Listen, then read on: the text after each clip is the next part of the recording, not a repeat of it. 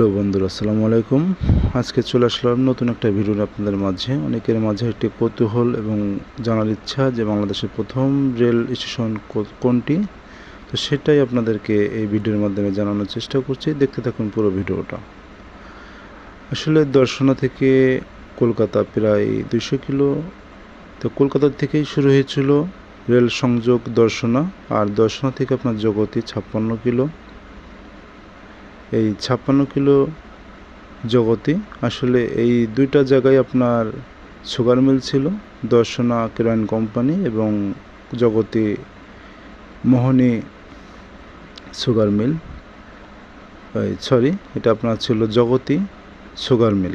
আসলে এটাই যে দুইটা সুগার মিলের বিজনেস এবং তাঁত শিল্প, তাদের বিজনেসটা ভালো করার জন্য এই সংযোগটি করা হয়েছিল। আসলে এটা ছিল আপনার তখন নদিয়া জেলা, পুরো নদিয়া জেলা ছিল আপনার রাজবাড়ী সহ দর্শনা, এটা সম্পূর্ণ নদিয়া জেলা।